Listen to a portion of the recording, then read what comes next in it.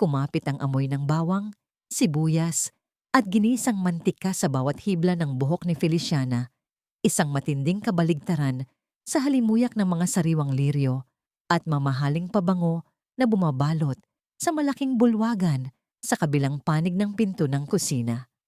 Nakatayo siya roon, bahagyang nakayuko ang kaniyang payat na mga balikat, buong atensyong itinuon sa huling tahi ng laylayan ng kaniyang lumang bestida na kulay krema.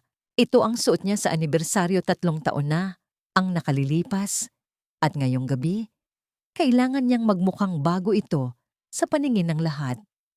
Napasinghap si Feliciana nang humalik ang malamig na hangin mula sa aircon sa kaniyang balat sa tuwing bumubukas ang pinto para sa mga taga-silbi. Ang kaniyang mga daliri ay magaspang, may mga bakas ng kalyo dahil sa puyat sa pag-aayos ng mga libro ng kumpanya para sa kaniyang asawa. Isang matalas na kirot ang gumising sa kaniyang diwa. Bumaon ang dulo ng karayom sa kaniyang hintuturo. Hindi siya dumaing. Agad niyang isinubo ang daliri upang sipsipin ang lumalabas na dugo. Tinitiyak na walang kahit isang patak ng pulang likido ang dudungis sa maputing tela. Hindi siya pwedeng magkamali. Ito na lamang ang tanging baluti niya upang makatayo ng may dangal sa tabi ni Tomas ngayong gabi. Feli, are you still here? Mag-uumpisa na ang party in 5 minutes. Why are you so slow? Umalingaw-ngaw ang boses ni Thomas, malamig at tuyot, na parang nababasag na yelo. Pumasok siya sa kusina, ang kaniyang sapatos na balat ay lumilikha ng mabilis at naiinip na tunog sa sahig. Tiningnan niya ang asawa. Ang kaniyang mga mata ay dumapo sa lumang bestida ng may halong pandidiri na hindi niya itinago. Nag-angat ng tingin si Feliciana, pinilit na magpakita ng isang matamis na ngiti. Lumapit siya ng bahagya. Ang mga kamay ay nanginginig pa rin sa ginaw at kaba, at marahang hinawakan ng manggas ng Amerikana ng asawa. I'm almost done, Thomas.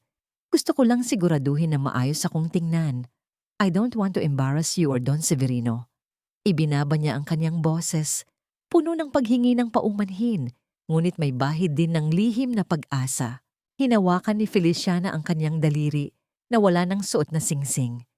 Ang diamanteng ibinenta niya 2 araw lang ang nakalilipas upang takpan ng utang na 10 milyong piso na natalo ni Thomas sa sugal.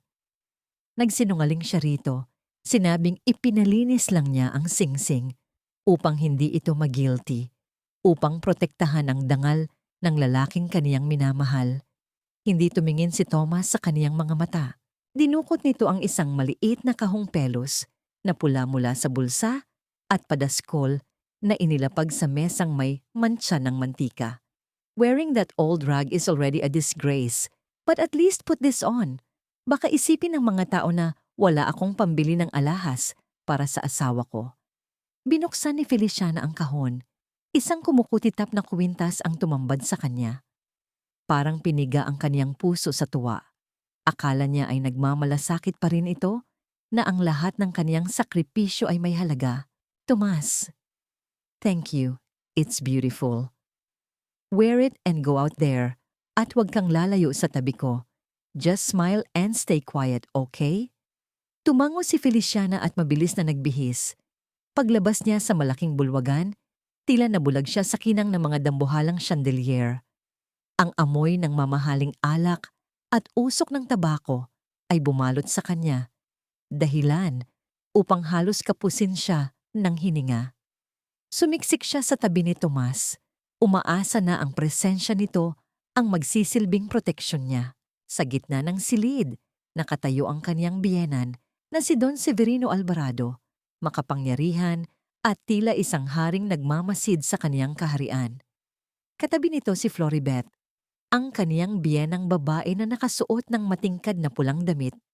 Ang mga mata nito ay matalas na parang lawing naghahanap ng mabibiktima. Nang makita si Feliciana, agad na naglaho ang ngiti sa mga labi ni Floribet. Lumapit ito. Ang boses ay matamis, ngunit puno ng lason. Oh, Feliciana, is that the same dress from 3 years ago? I thought I smelled something. Familiar. Amoy bawang ka pa rin ba? O amoy ng kahirapan ang sumasama sa iyo kahit saan ka magpunta? Napayuko si Feliciana. Mahigpit na hinawakan ang laylayan ng kaniyang damit. Ate Floribet, pasensya na po kung hindi niyo nagustuhan. Gusto ko lang pong batiin si Papa at ang kumpanya. Enough with the drama. Putol ni Don Severino sa usapan, ang boses ay malalim at puno ng autoridad. Tomas, is it done? Tumango si Tomas. Isang kakaibang ngiti ang gumuhit sa kaniyang mukha. Binitawan niya ang kamay ni Feliciana at humakbang paakyat sa entablado sa tabi ng kaniyang ama. Naiwan si Feliciana sa gitna, sa ilalim ng mga ilaw, punong-puno ng dangal dahil sa kaniyang pamilya. Ibinenta niya ang kaniyang singsing, ibinigay niya ang kaniyang buong pagkatao para manatiling malinis ang pangalang Alvarado. Ngunit sa isang saglit, hinawakan ni Thomas ang mikropono at ang kaniyang boses ay nyanig, ang buong bulwagan. Ladies and gentlemen, in our ika-50 year, I regret to inform you of a painful truth. Ang pamilya Alvarado ay laging naninindigan sa katapatan, ngunit may nagtaksil sa amin sa loob mismo ng aming pamamahay. Lumingon siya at direktang itinuro si Feliciana. Lahat ng mata ay bumaon sa kanya na parang mga palasong may lason. Feliciana Imani del Rosario, my wife, used her position as an internal accountant to steal 10 million pesos from our company funds. Narito ang mga ebidensya. Isinabog ni Tomas ang mga dokumento sa sahig, sa paanan mismo ni Feliciana.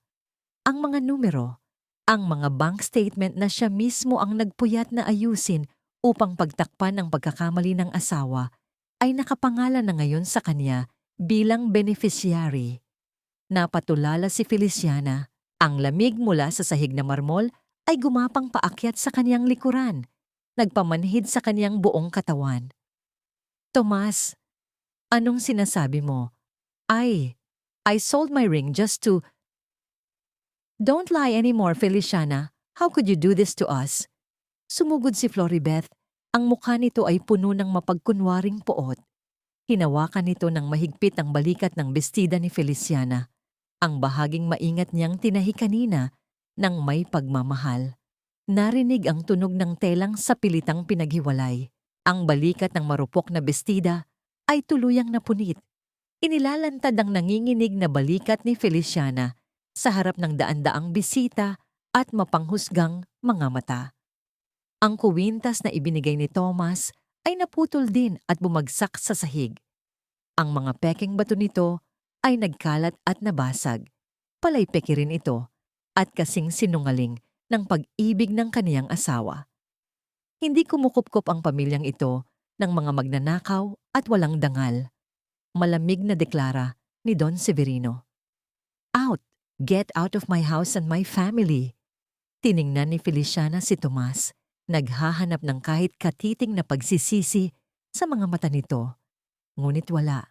Tiningnan siya nito na parang isang basura na kailangang itapon upang kuminang ang kaniyang daan patungo sa kapangyarihan. Nakatayo siya roon, sa gitna ng marangyang piging, suot ang basag-basag na bestida at ang matinding kahihiyang ipinataw sa kanya. Ang 10 milyong pisong ginamit niya para iligtas ito ay naging hatol ng kamatayan para sa kaniyang dangal. Ang kaniyang sakripisyo ay hindi naging pundasyon ng kaligayahan, kundi ang hukay na lilibing sa kaniyang buhay. Hindi umiyak si Feliciana. Ang kaniyang mga luha ay tila natuyo na sa tindi ng sakit at kabalintunaan ng tadhana. Tumingin siya sa paligid, sa mga taong kumukutya sa kanya, at muling tiningnan ang punit-punit na tela sa kaniyang kamay. Ganito na lang ba ang halaga ko? Tanong niya sa kaniyang sarili. Is this all I am worth? Tumalikod siya. Ang kaniyang mga paa ay humahakbang sa mga durog na piraso ng peking kuwintas, patungo sa kadiliman sa labas ng pinto, habang ang masayang musika ng anibersaryo ng mga Alvarado ay muling umalingaw-ngaw sa kaniyang likuran. Ang gabi ay naging isang malupit na kaaway. Ang ulan sa labas ng mansyon ng mga Alvarado ay hindi lamang basta patak ng tubig. Ito ay tila mga maliliit na karayom na tumutusok sa hubad na balat ni Feliciana. Ang bakal na gate, na dati ay simbolo ng kaniyang seguridad, ay sumara nang may bigat na yumanig sa kaniyang dibdib. Iniwan siyang mag-isa sa gitna ng dilim.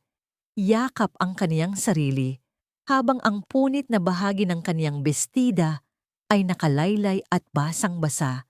Mabigat na parang ang kaniyang mga daluyong ng dusa. Naglakad siya ng walang patutunguhan. Ang bawat hakbang ng kaniyang mga paa sa baha ay tila paglubog din ng kaniyang pag-asa. Ang amoy ng basang kalsada at usok ng mga sasakyang dumadaan ay sumasakal sa kanya, malayo sa bango ng mga liryo na iniwan niya sa loob. Ang mga tao sa gilid ng kalsada ay napapalingon sa kanya. Isang babaeng sira-sira ang suot, umiiyak at tila baliw sa gitna ng bagyo. Nararamdaman niya ang kanilang mga tingin. Ang hiya na nanunuot sa kaniyang mga buto, mas matindi pa sa ginaw ng ulan. Huminto siya sa ilalim ng isang waiting shed na may aandap-andap na ilaw. Naupo siya sa malamig na semento, pilit na pinagdidikit ang punit na tela sa kaniyang balikat. Ang kaniyang mga kamay, na kanina lang ay maingat na nagtatahi, ngayon ay nanginginig sa matinding trauma. Ganito ba ang kapalit ng lahat, Thomas? Bulong niya sa hangin. Ang kaniyang boses ay naging isang basag na hikbi. I gave you everything, even my soul. I mortgaged it for your name. Kinuha niya ang kaniyang basang bag na tanging nailigtas niya. Sa loob nito, hindi pera ang kaniyang hinanap. Dinukot niya ang isang maliit na kwaderno na nakabalot sa plastik. Ito ang kaniyang lihim, ang tunay na talaan ng bawat sentimong pumasok at lumabas sa kumpanya. Ang mga numerong hindi kailanman magsisinungaling, kahit na ang lahat ng tao sa paligid niya ay naging mga huwad. Hinawakan niya ito ng mahigpit. Tila ba ito ang tanging lifeline niya sa gitna ng malalim na karagatan ng kawalan. Sa gitna ng kaniyang pag-iisa, isang anino ang huminto sa kaniyang harapan. Ang tunog ng pagtalsik ng tubig sa semento ay tumigil at ang ulan na tumatama sa kaniyang ulo ay biglang napalitan ng isang tuyong katahimikan. Isang itim na payong ang ngayoy nakasilong sa kaniya. Tumingala si Feliciana. Ang kaniyang malabong paningin dahil sa luha ay unti-unting nakakita ng isang pamilyar na mukha. Isang lalaking may malalim na mga mata, suot ang isang simpleng polo na basang-basa rin ang laylayan. Feliciana, ang tawag nito sa kaniyang pangalan, ay may dalang timpla ng sakit at galit. Mateo? Halos hindi makapaniwalang bigkas niya. Si Mateo Dizon, ang kaniyang dating kamag-aral, ang lalaking binalaan siya noon tungkol sa mga Alvarado, ang taong tinalikuran niya dahil sa kaniyang bulag na katapatan kay Thomas. I saw everything on the news, Feli. Pinahiya ka nila sa harap ng lahat. Sabi ni Mateo, ang kaniyang boses ay mababa, ngunit puno ng determinasyon. Inalis nito ang kaniyang sariling jacket at maingat na isinuot sa balikat ni Feliciana. Tinatakpan ng punit na bestida na naging simbolo ng kaniyang kahihiyan. Huwag kang sumuko dito, hindi pa tapos ang laban. Tumingin si Feliciana sa jacket na suot niya. Amoy malinis na labada ito at init ng katawan. Isang amoy na hindi niya naramdaman sa loob ng 3 taon sa mansyon. Sa unang pagkakataon, ang yelo sa kanyang puso ay nagsimulang matunaw, hindi dahil sa awa, kundi dahil sa isang bagong tuklas na alab ng galit. Mateo, they took my dignity. They tore my dress like I was nothing. Sabi niya, ang kaniyang mga mata ay hindi na nanginginig, kundi nagsisimulang mag-apoy. Then we will weave a new one, Feli. Isang bagay na hindi nila kailanman kayang punitin. Sagot ni Mateo. Let's go. Hindi ka ligtas dito. Tumayo si Feliciana, bitbit ang kaniyang maliit na kwaderno. Habang naglalakad palayo sa liwanag ng mansyon na natatanaw sa malayo, alam niyang ang Feliciana na pumasok sa gate na yon kanina ay patay na. At ang Feliciana na naglalakad sa ulan ngayon ay may dala ng mas matalas na sandata kaysa sa kahit anong karayom. Ngunit sa kabilang panig ng lungsod, sa loob ng isang madilim na opisina, isang tawag ang tinanggap ni Floribeth. Ang kaniyang mukha ay nagdilim habang nakikinig sa kabilang linya. Siguraduhin niyo lang na hindi niya dala ang kwadernong yon. Utos ni Floribeth sa isang malamig na tono. Kapag nahanap niyo siya, gawin niyo ang lahat para manahimik siya. We cannot afford any loose ends. Ang bawat patak ng ulan sa bubong na yari sa lumang bumbong ng lata ay tila isang mabilis na tibok ng pusong hindi mapakali. Ang silid na kinalalagyan ni Feliciana ay maliit, masikip at amoy amag na hinaluan ng matapang na kemikal ng murang sabong panlaba. Malayo ito sa malawak na silid sa mansyon na amoy mamahaling kandila at bagong pitas ng mga rosas.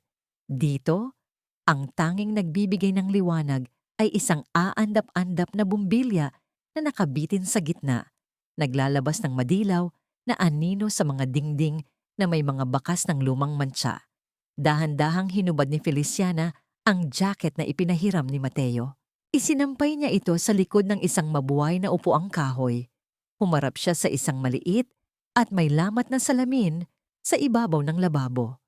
Ang kaniyang refleksyon ay tila isang estranghero. Ang kaniyang buhok ay buhol-buhol at malagkit dahil sa ulan.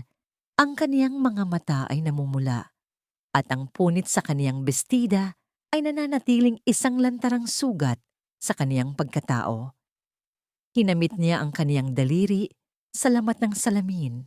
Ang lamat na iyon ay tila guhit ng kaniyang buhay, basag, hati, at hindi na kailanman mabubuo pa sa dating anyo. Feli, uminom ka muna ng mainit na kape, marahang sabi ni Mateo habang inilalapag ang isang basong plastik sa mesang gawa sa plywood. Ang usok mula sa kape ay nagdala ng bahagyang init sa kaniyang naninigas na mga kamay. Salamat, Mateo. Pero hindi kape ang kailangan ko ngayon. Sagot ni Feliciana. Ang kaniyang boses ay tuyot at walang emosyon. Naupo siya sa gilid ng kama na may manipis na kutsyon. Kinuha niya ang kaniyang maliit na kwaderno mula sa basang bag. Ang bawat pahina nito ay puno ng mga sulat kamay na numero, mga petsa, at mga kalkulasyon na siya mismo ang gumawa sa gitna ng gabi habang tulog si Thomas. Para sa ibang tao, ito ay mga numero lamang, ngunit para sa kanya, ito ay isang mapa ng kataksilan. Bakit mo ginagawa ito, Mateo? After all these years na tinalikuran kita? Tanong ni Feliciana habang binubuklat ang mga pahina. Dahil alam ko ang totoo, Feli. I've been auditing the Alvarado's indirect suppliers. May mga butas, mga anino na hindi nagtutugma. At alam kong ikaw lang ang may hawak ng huling piraso ng puzzle. Sagot ni Mateo, ang kaniyang mga mata ay puno ng katapatan. Hindi ka biktima rito. Ikaw ang saksi na hindi nila kayang patahimikin. Huminga ng malalim si Feliciana.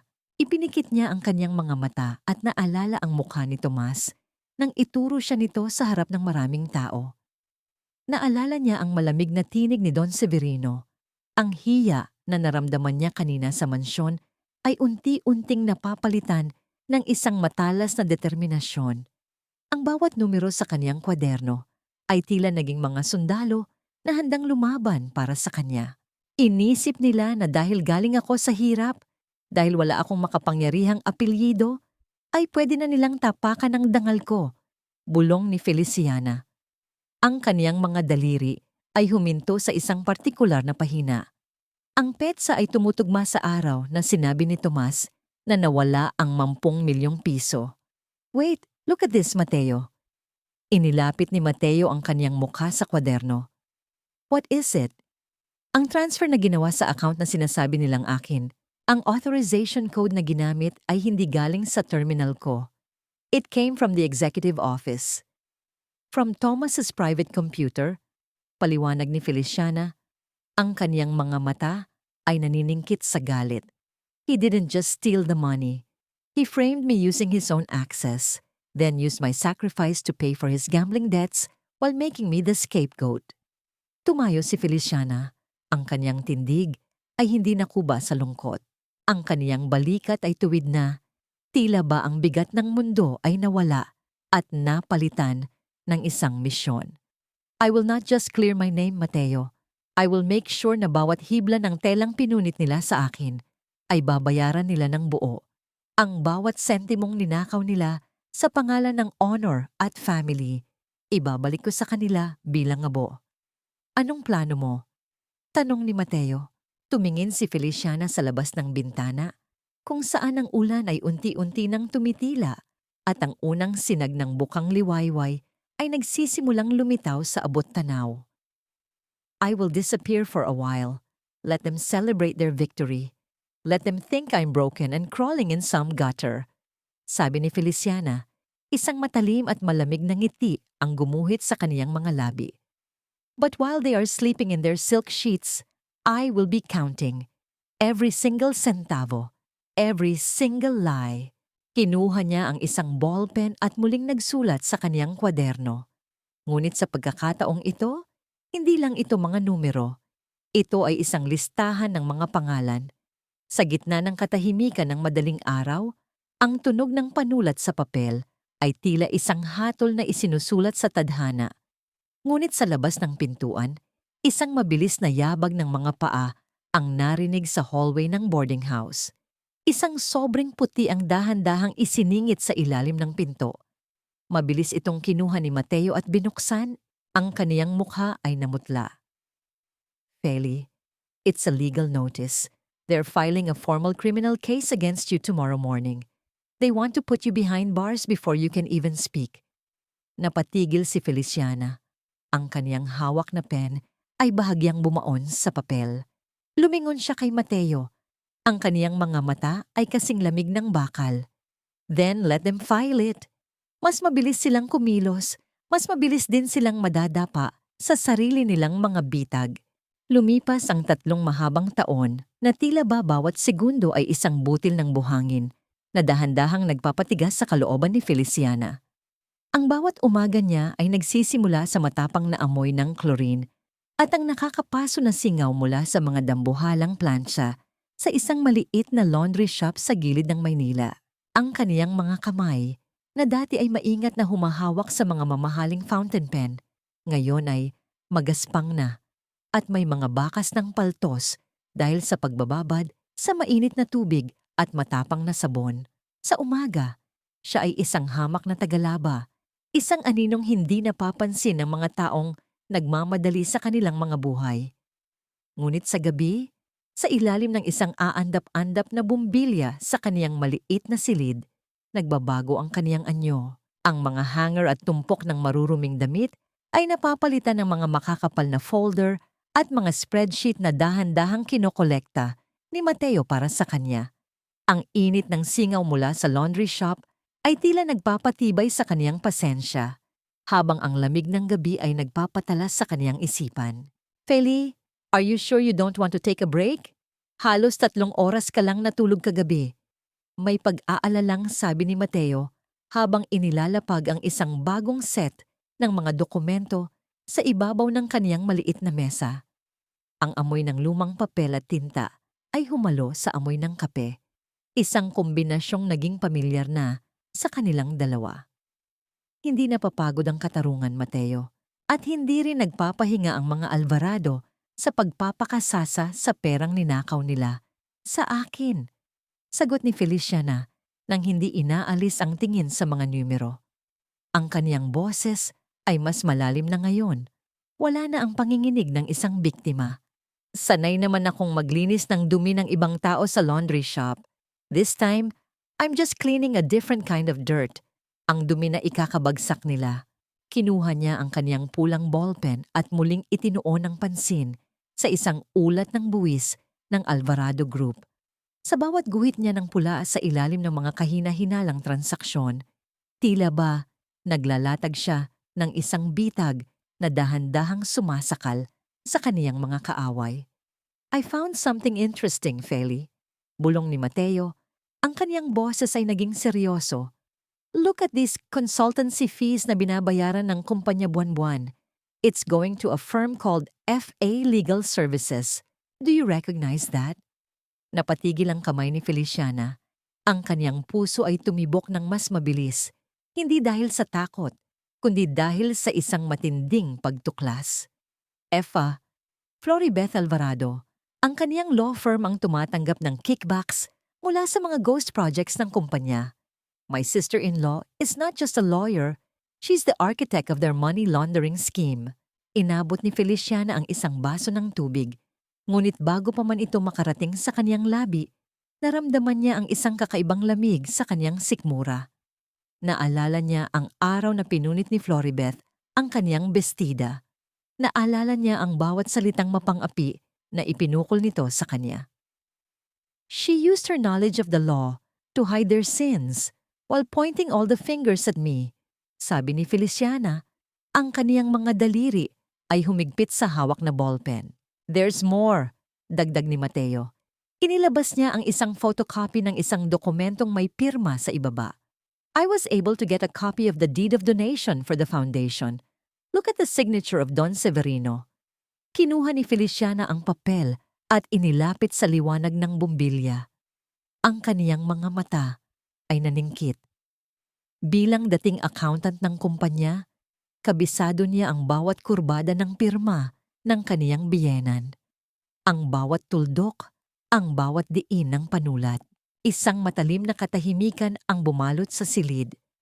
Ang tanging maririnig ay ang mahinang pagaspas ng lumang bentilador sa sulok. Hindi ito pirma ni Don Severino. Bulong ni Feliciana, ang kaniyang tinig ay puno ng gulat na nauwi sa isang malamig na kagalakan. The slant is wrong. The pressure on the last letter is too light. This is a forgery, Mateo. Isang pekeng pirma. Sino ang gagawa niyan sa sarili nilang ama? Tanong ni Mateo, kahit na alam na niya ang sagot. Ang taong desperadong makuha ang lahat ng kapangyarihan bago pa man mamatay ang matanda. Ang taong nagnakaw ng 10 milyong piso at isinisi sa akin. Sagot ni Feliciana. Ang kaniyang mga mata ay nag-aapoy sa gitna ng kadiliman. Tomas, he's not just betraying me. He's betraying the father he claims to worship. Biglang narinig ang isang malakas na katok sa pinto ng kaniyang maliit na silid. Ang tunog ay mabilis, marahas, at tila ba nagdadala ng masamang balita. Nagkatinginan sila ni Mateo. Mabilis na itinago ni Feliciana ang mga dokumento sa ilalim ng kaniyang manipis na kutsyon. Dahan-dahan niyang binuksan ang pinto. Isang matandang babae, ang may-ari ng laundry shop, ang nakatayo roon. Ang kaniyang mukha ay maputla at ang kaniyang mga kamay ay nanginginig. Feli, may mga lalaking naghahanap sa iyo sa baba. Sabi nila ay mula sila sa munisipyo pero may dala silang mga itim na sasakyan. Bulong ng matanda. Sabi nila may reklamo raw laban sa iyo. Isang kasong hindi mo raw tinakbuhan 3 taon na ang nakalilipas. Naramdaman ni Feliciana ang mabilis na pagtibok ng kaniyang puso. Ngunit sa pagkakataong ito, hindi siya natatakot. Alam niyang hindi sila titigil hanggat hindi siya tuluyang nawawala. Mateo, take the papers. Go out through the back window. Now! Utos ni Feliciana sa isang mahinang boses pero puno ng awtoridad. How about you, Feli? Hayaan mo silang mahanap ako. It's time for them to realize that the woman they threw out in the rain has finally learned how to create a storm. Narinig ang mga yabag ng mabibigat na sapatos na papaakyat sa hagdanan. Ang tunog ng bawat hakbang ay tila isang hatol na papalapit ng papalapit.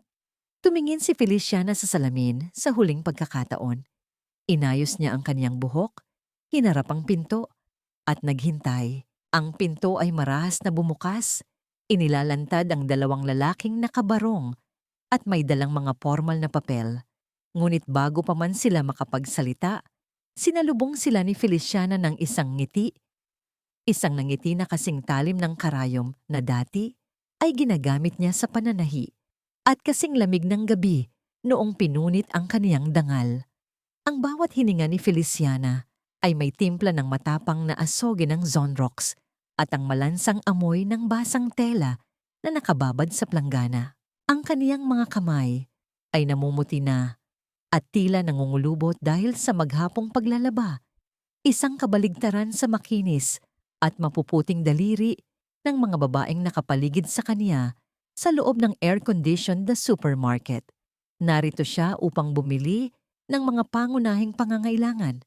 Suot ang isang kupas na t-shirt at tsinelas na manipis na ang swelas. Habang maingat niyang binibilang ang kaniyang barya sa tapat ng estante ng mga delata, isang pamilyar at masangsang na halimuyak ng mamahaling French perfume ang biglang pumatay sa amoy ng sabon sa kaniyang paligid.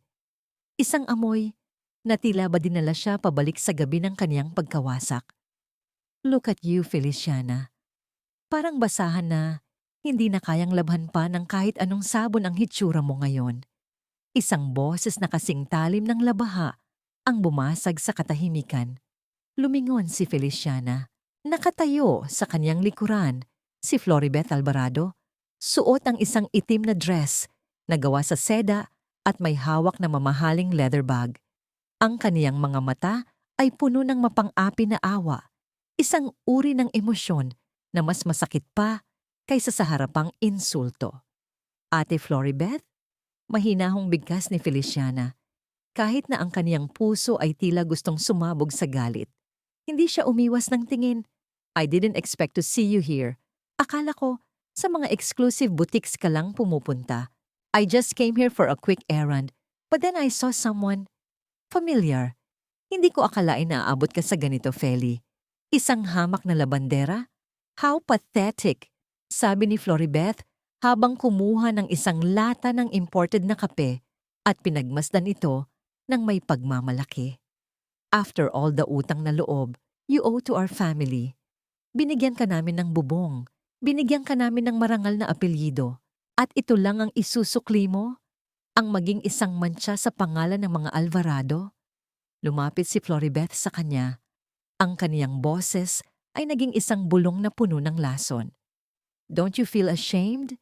You should be grateful na hindi ka namin agad ipinakulong noon. We gave you mercy, Feli.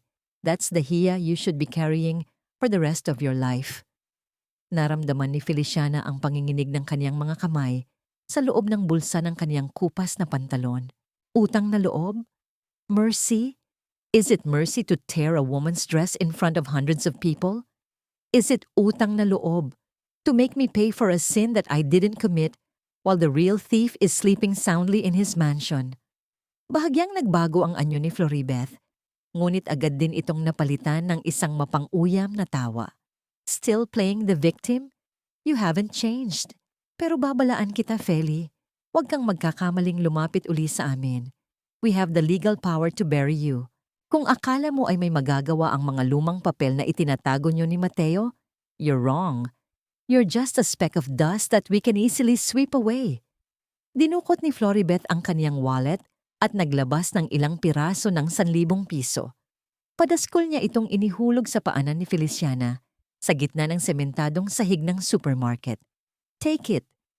Consider it an advance payment para sa kahihiyang idudulot mo sa amin kung sakaling magpumilit ka pang lumaban. Use it to buy a better dress. Baka sakaling magmukha ka namang tao kahit konti. Tiningnan ni Feliciana ang pera sa sahig. Tiningnan niya ang mga taong nagsisimula ng magbulungan sa paligid. Ang hiya ay naroon, nanunuot sa kaniyang balat, ngunit sa pagkakataong ito, hindi ito para sa kanya. Ito ay para sa babaeng nasa harap niya na may suot na maskara ng katalinuhan, ngunit may bulok na kaluluwa. Hindi pinulot ni Feliciana ang pera. Sa halip, humakbang siya palapit kay Floribeth, sapat na para maramdaman ng huli ang init ng galit sa kaniyang mga mata. Keep your money, Ate Floribeth. You'll need it more than I do. Bulong ni Feliciana, ang kaniyang boses ay kalmado, ngunit may dalang banta. Lalo na kapag nalaman ng publiko kung saan talaga nanggagaling ang pondo ng FA Legal Services. I wonder, gaano kaya karaming seda ang kailangan mong bilhin para matakpan ang amoy ng perang ninakaw nyo mula sa sarili ninyong kumpanya? Ang mukha ni Floribeth ay biglang namutla. Ang lata ng kape na hawak niya ay muntik nang mahulog sa sahig. What did you say? The numbers don't lie, ate. Sabi mo nga, I'm a laundry woman now. I know how to find even the smallest stain in the darkest corner. Patuloy ni Feliciana. Isang matalim na ngiti ang gumuhit sa kaniyang mga labi. And yours? Yours is a stain that no bleach in this world can ever remove. Tumalikod si Feliciana at naglakad palayo. Bitbit ang kaniyang basket na may kaunting laman, iniiwan si Floribeth na nakatayo sa gitna ng supermarket habang ang mga tao ay nakatingin sa kanya at sa perang nakakalat sa sahig. Ngunit paglabas ni Feliciana sa supermarket, isang itim na sasakyan ang dahan-dahang sumunod sa kaniya sa gilid ng kalsada. Ang bintana ay bumukas ng bahagya, inilalantad ang isang pares ng mga mata na puno ng puot. Isang tawag ang ginawa mula sa loob ng sasakyan. Nahanap na namin siya. Ano ang susunod na utos? Ang boses sa kabilang linya ay malamig at walang pag-aalinlangan. Tapusin na ang lahat ng ito bago pa siya makarating sa auditor's meeting bukas. Siguraduhin niyo na wala nang lilitaw na Feliciana sa kahit anong balita. Ang bawat pahina ng ulat na hawak ni Feliciana ay tila ba isang tuyong dahon na madaling mabasag sa kaniyang mga daliri.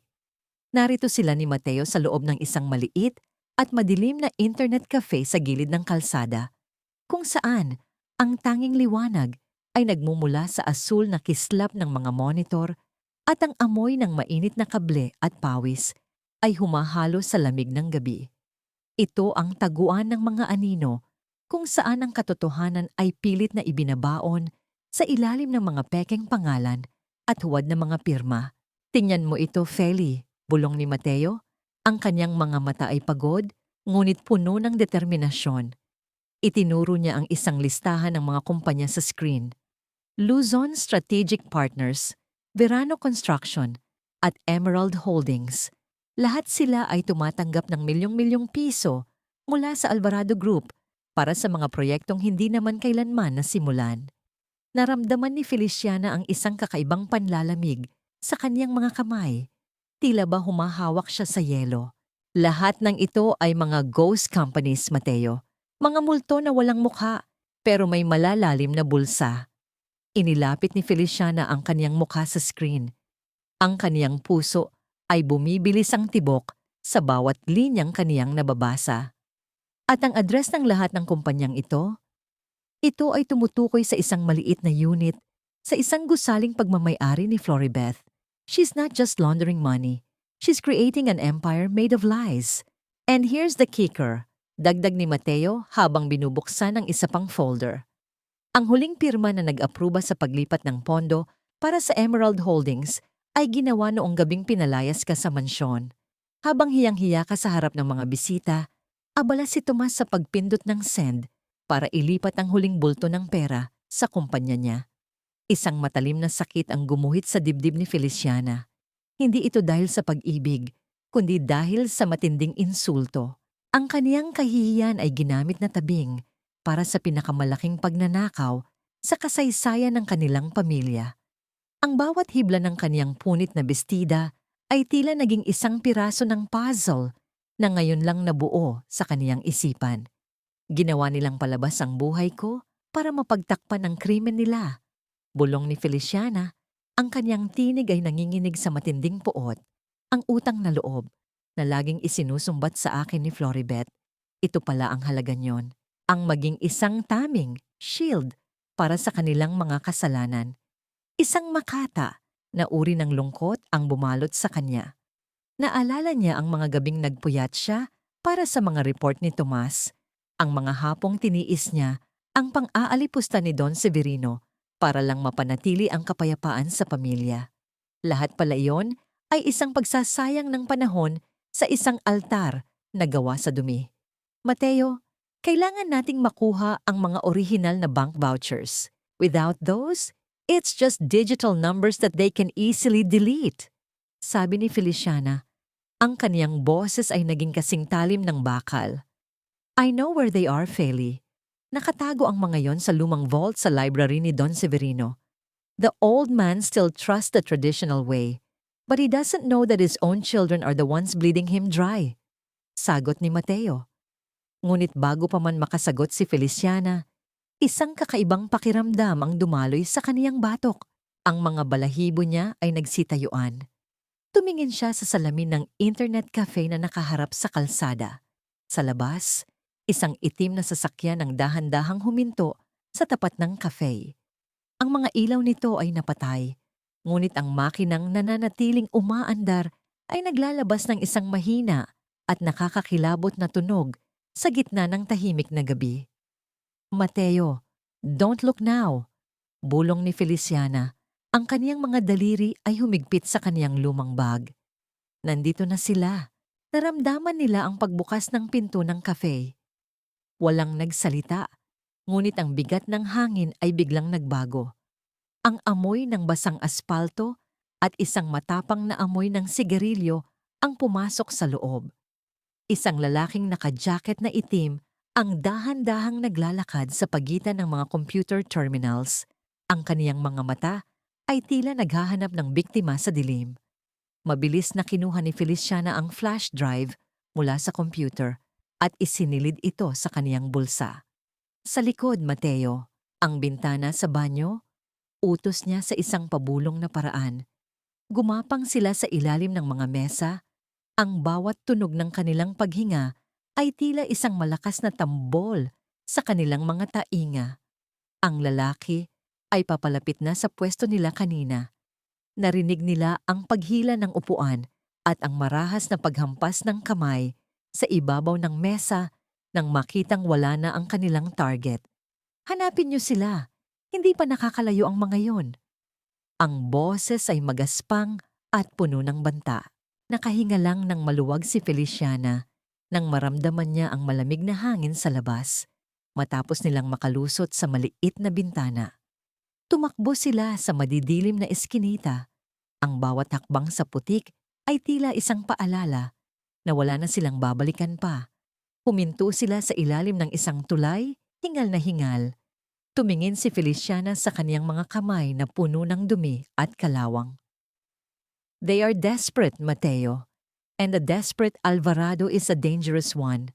Sabi ni Feliciana. Anong gagawin natin ngayon? They know we have the data. Tanong ni Mateo.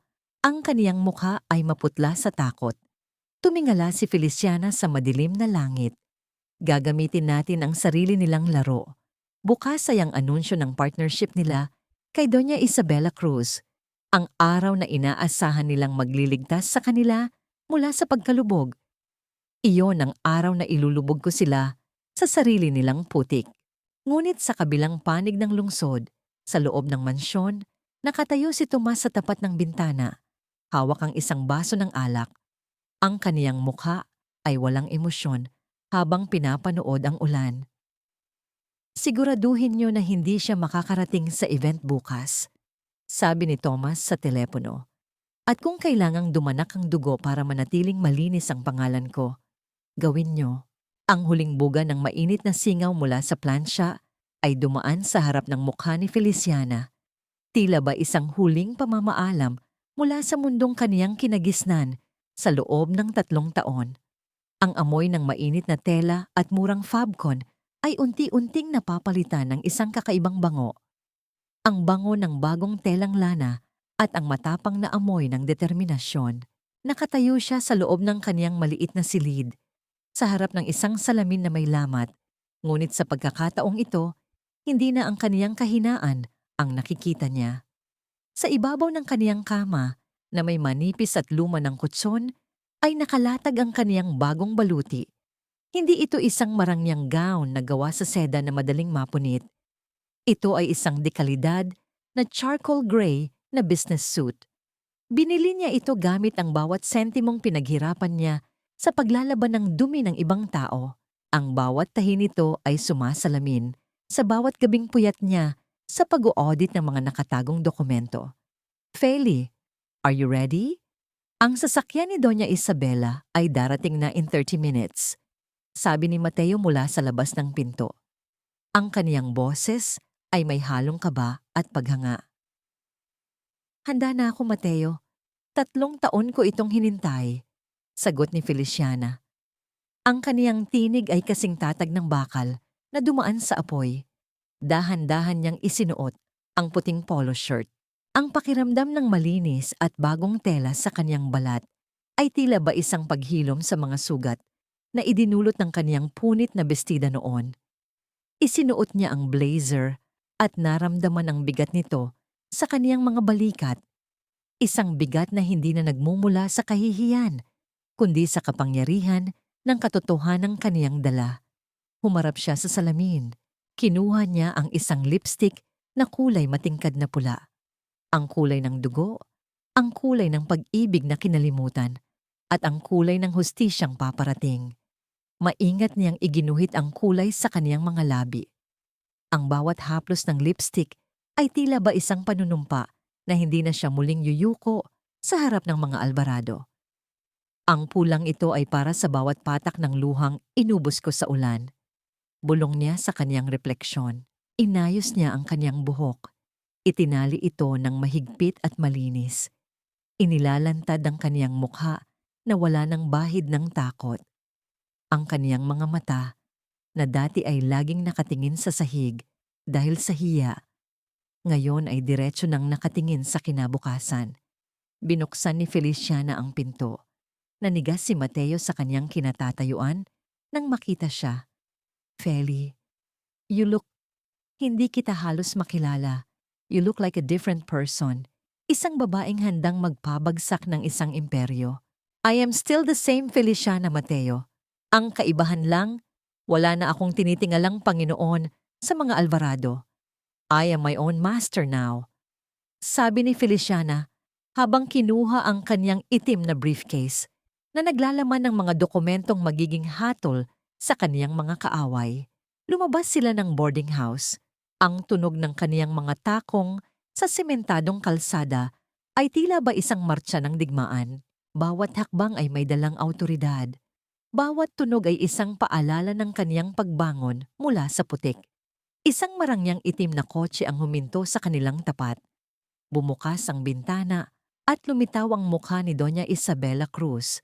Isang matandang babae na may pilak na buhok at mga matang nakakakita ng katotohanan sa likod ng anumang maskara. Get in, Miss Del Rosario. My team has finished reviewing your preliminary findings.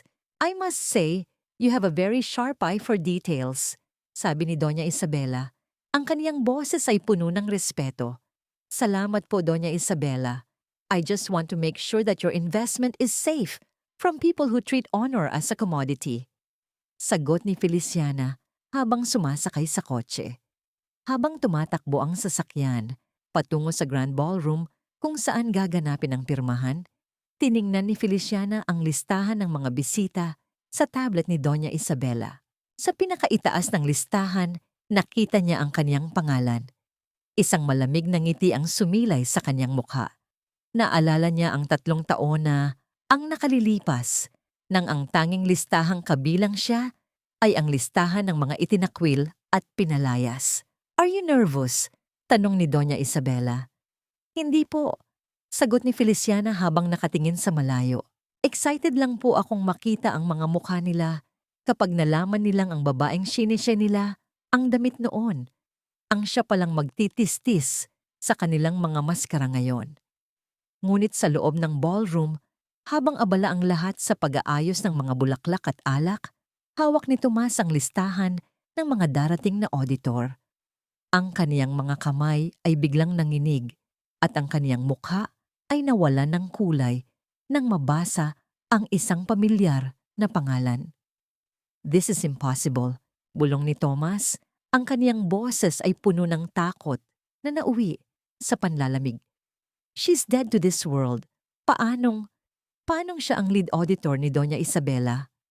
Mabilis niyang tinawagan si Floribeth. Ate, kailangan nating pigilan ang event na ito. Nandito siya. Si Feliciana ay nandito na. Ang bawat kislap ng mga kristal na chandelier sa loob ng Grand Ballroom ay tila ba mga libu-libong mata na mapanghusgang nakatingin sa sino mang papasok. Ang bango ng mga sariwang liryo at ang amoy ng mamahaling alak ay muling bumalot sa pandaman ni Feliciana. Isang pamilyar na mabangong lason na 3 taon niyang sinubukang kalimutan sa gitna ng singaw ng laundry shop. Ngunit sa pagkakataong ito, hindi siya papasok bilang isang asawang nakayuko ang ulo.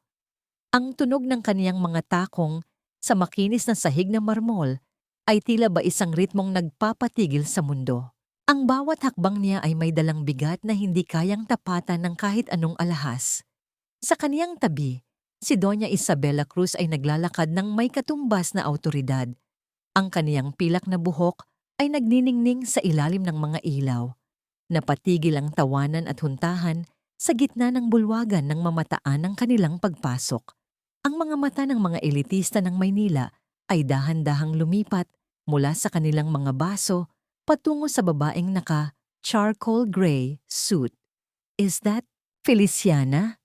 Isang bulong mula sa isang ginang ang narinig sa hangin, puno ng pagtataka at hindi makapaniwalang tono. Mula sa malayo, namataan ni Feliciana ang pamilya Alvarado. Nakatayo sila sa gitna ng entablado, tila ba mga hari at reyna ng isang kahariang gawa sa baraha.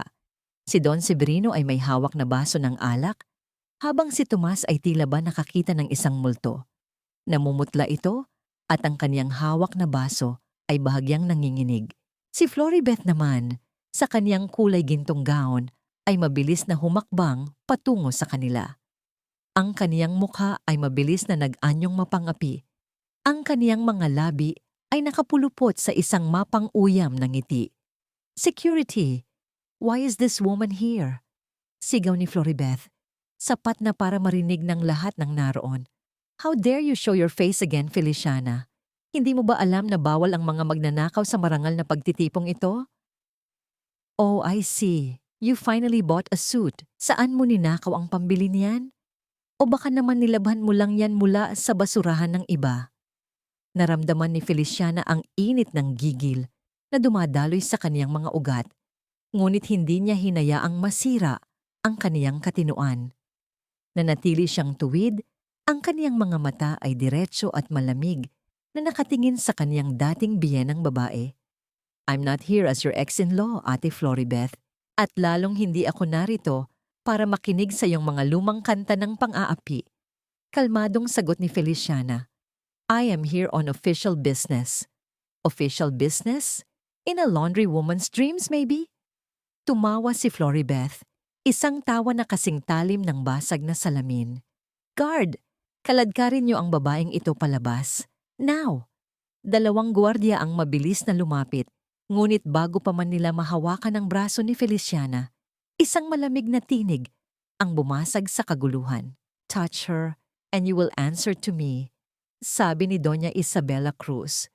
Ang kaniyang boses ay mahina, ngunit may dalang awtoridad na nagpatahimik sa buong ballroom.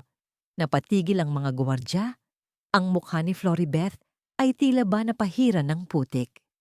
"Doña Isabela, I'm sorry, you don't understand. This woman is a criminal. She stole from our family 3 years ago. Baka nabiktima lang din po kayo ng kaniyang mga kwento." Tumingin si Doña Isabela kay Floribeth nang may matinding pandidiri. "The only victims I see here are the people who still believe in your lies, Floribeth. Miss Feliciana del Rosario is the lead independent auditor of Cruz Global Holdings. She is here to verify the integrity of this partnership, or the lack thereof." Isang malakas na bulungan ang sumabog sa loob ng bulwagan. Si Don Severino ay dahan-dahang lumapit. Ang kaniyang mukha ay madilim at puno ng pagkalito. "Isabela, what is the meaning of this? Bakit mo dinala ang babaeng ito rito?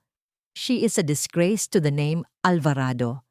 "No, Severino," sagot ni Doña Isabela, habang tinitingnan si Feliciana ng may paghanga. "She is the one who will save you from the disgrace that your own children have created. Miss Del Rosario, the floor is yours." Humarap si Feliciana sa pamilya Alvarado. Ang kaniyang mga mata ay dumapo kay Tomas, na hanggang ngayon ay hindi pa rin makapagsalita. Ang pawis sa kaniyang noo ay dahan-dahang tumutulo. 3 years ago, sa lugar ding ito, pinunit niyo ang aking damit at ang aking dangal. Sinabi niyo na wala akong halaga dahil galing ako sa hirap. Panimula ni Feliciana, ang kaniyang boses ay umalingaw-ngaw sa bawat sulok ng ballroom.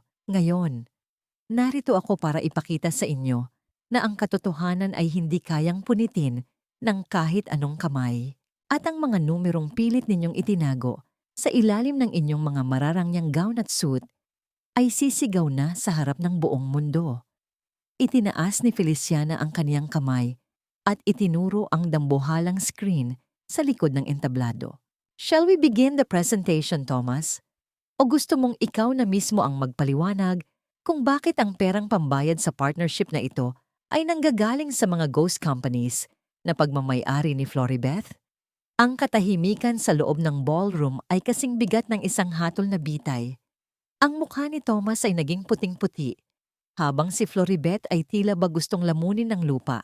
Ang bawat hininga sa loob ng grand ballroom ay tila ba naging isang piraso ng kristal na handang mabasag sa kaunting pagkakamali. Ang lamig ng aircon ay hindi sapat para pawiin ang init na nagmumula sa mga spotlight na ngayon nakatutok kay Feliciana.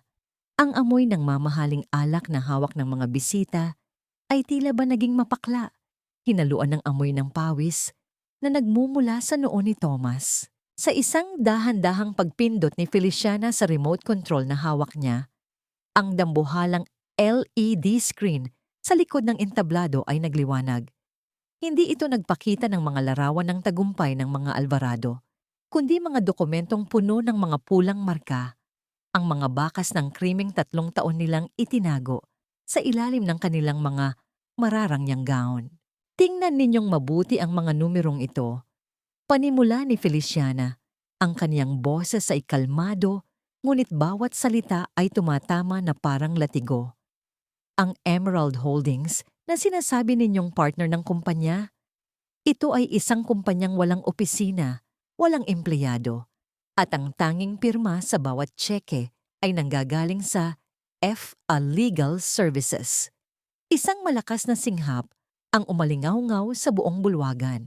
Ang mga bulong-bulungan ay tila ba naging isang malakas na agos ng tubig na bumabasag sa pader ng katahimikan ng mga Alvarado. This is a lie. Inimbento mo lang ang mga yan, sigaw ni Floribeth. Ang kaniyang mukha ay namumula na sa galit. Ang kaniyang mga daliri ay mahigpit na nakakapit sa kaniyang gintong bag. You're just a bitter ex-wife trying to destroy our reputation. Security, why are you still standing there? Get her out! Ngunit walang gumalaw na gwardiya. Nakatayo si Mateo sa gilid, kasama ang ilang mga opisyal na nakabarong at may dalang mga formal na dokumento. Hindi pa ako tapos, Ate Floribeth.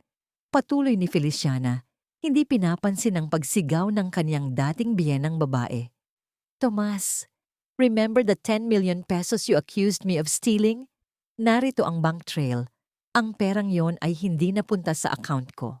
It was transferred to a casino junket in Macau under your name, using the authorization code na ninakaw mo mula sa laptop ko habang natutulog ako. Lumapit si Tomas kay Feliciana. Ang kaniyang mga mata ay nanlilisik sa takot at poot. Stop it, Feliciana. Shut up. You don't know what you're doing. Ginagawa ko lang ang lahat para sa pamilyang ito. Susubukan sanang hablutin ni Thomas ang remote mula sa kamay ni Feliciana. Ngunit mabilis na humarang si Mateo. Ang tensyon sa pagitan ng dalawang lalaki ay tila ba isang kuryenteng handang sumabog. Stay back, Thomas, sabi ni Mateo. Ang kaniyang boses ay puno ng babala. Hayaan mong matapos ang iyong asawa sa kaniyang huling report para sa inyo. Ibinaling ni Feliciana ang kaniyang tingin kay Don Severino na hanggang ngayon ay nakatayo pa rin.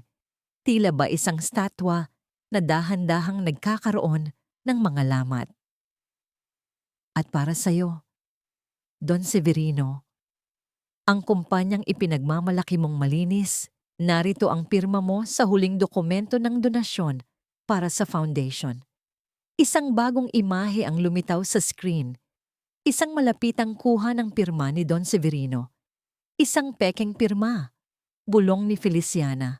Ang sarili mong anak, ang iyong tagapagmana, ang siyang pumeke ng iyong pangalan para ilipat ang ari-arian ng kumpanya sa kaniyang sariling bulsa bago mo pa malaman ang kaniyang mga utang sa sugal. Nabitawan ni Don Severino ang kaniyang baso ng alak.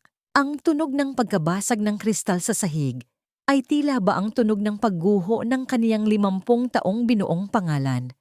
Napakapit siya sa sandalan ng kaniyang upuan.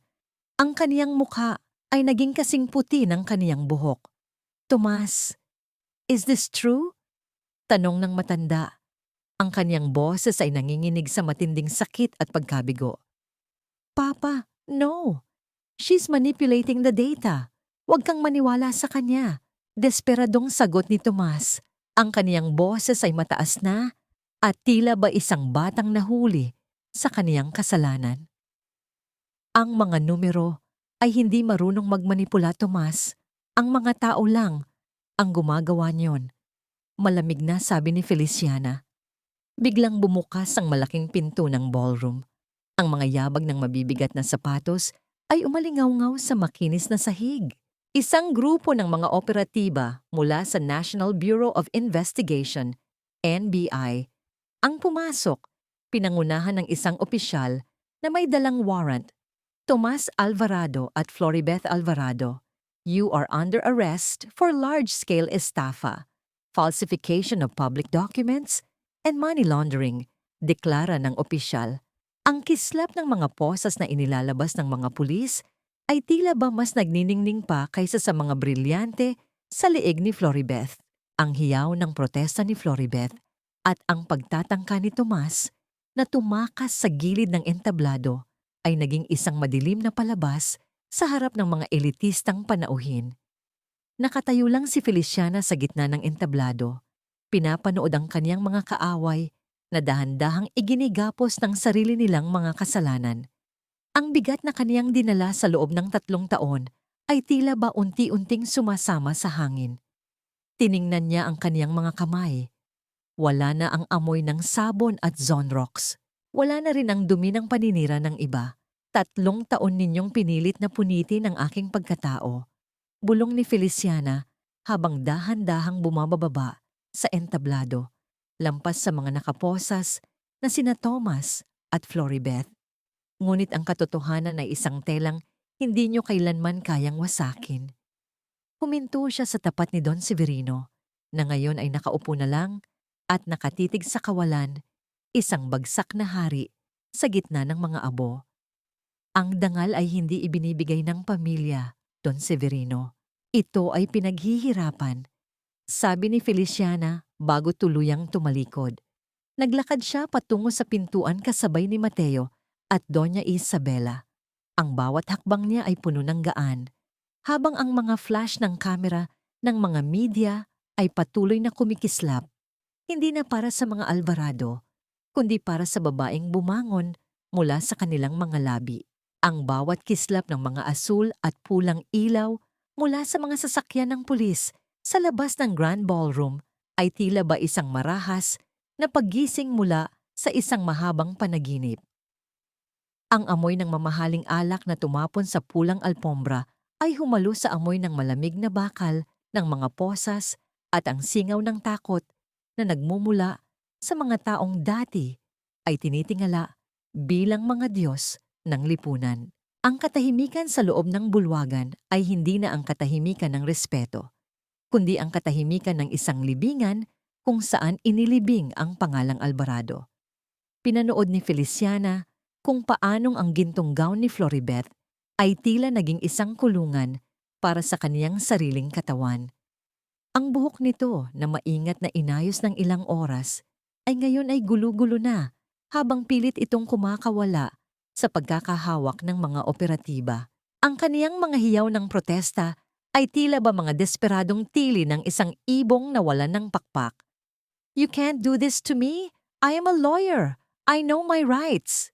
Sigaw ni Floribeth, ang kaniyang boses ay pumiyok sa tindi ng histerya. "Feliciana, you bitch! Isusumpa kita. Sisiguraduhin kong mabubulok ka rin sa impyerno." Tumingin lang si Feliciana sa kaniyang dating biyenang babae nang may halong lungkot at pagkasuklam.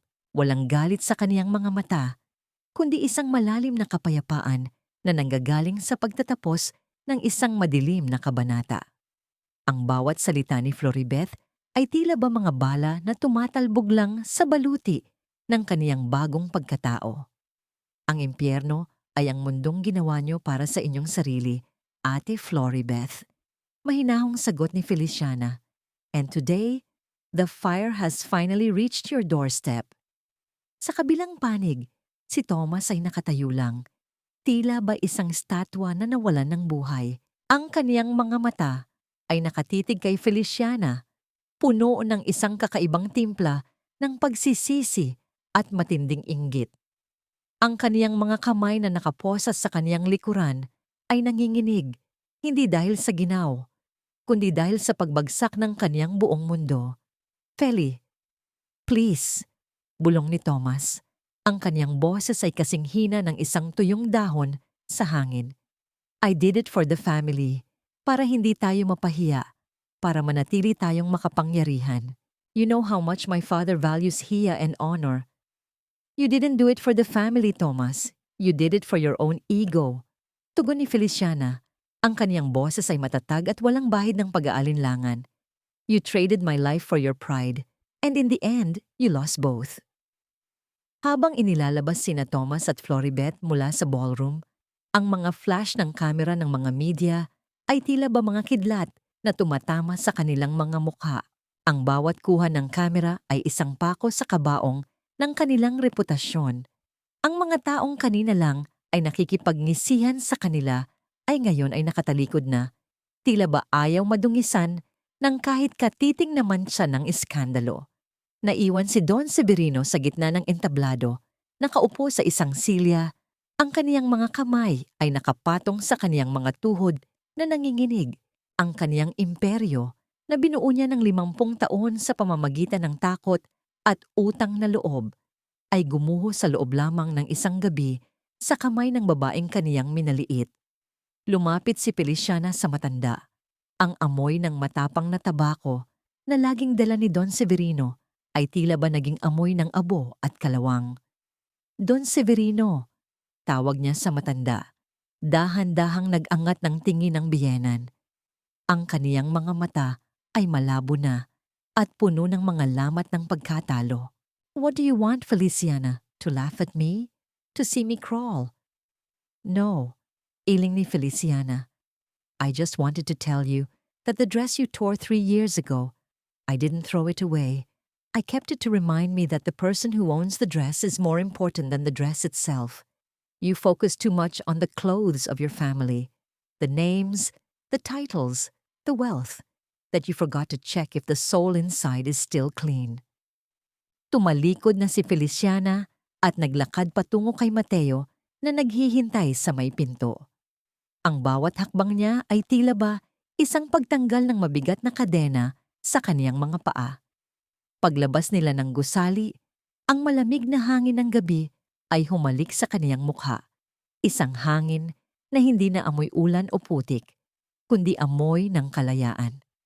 Sa mga sumunod na linggo, ang balita tungkol sa pagbagsak ng mga Alvarado ay naging pambansang usap-usapan. Ang kanilang mga ari-arian ay kinumpiska, ang kanilang mga kumpanya ay nalubog sa utang, at ang kanilang pangalan ay naging kasing kahulugan ng kataksilan. Si Thomas ay nahatulan ng maraming taon sa bilangguan, habang si Floribet ay tinanggalan ng lisensya bilang abogado at nahaharap sa habambuhay na pagkakakulong. Ngunit para kay Feliciana, ang mga balitang ito ay tila ba mga mahihinang tunog na lamang mula sa isang malayong nakaraan. Nakatayo siya sa harap ng kaniyang sariling opisina, isang maliit ngunit malinis na kwarto sa isang modernong gusali. Sa pinto, nakasulat ang kaniyang pangalan, Feliciana del Rosario, Certified Public Accountant at Financial Consultant. Pumasok siya sa loob at naramdaman ng amoy ng bagong pintura at kape. Isang bouquet ng mga puting lirio ang nasa ibabaw ng kaniyang mesa. May kalakip na card mula kay Mateo. "To the woman who wove her own destiny, I'm always behind you." Naupo si Feliciana sa kaniyang upuan at tumingin sa bintana. Ang araw ay dahan-dahang sumisikat sa silangan, nagbibigay ng gintong liwanag sa buong lungsod. Kinuha niya ang kaniyang lumang kwaderno, ang saksi sa kaniyang mga luha at pagtitiis, at dahan-dahang isinara ito. Wala ng mga numero ng utang, wala ng mga pekeng pirma.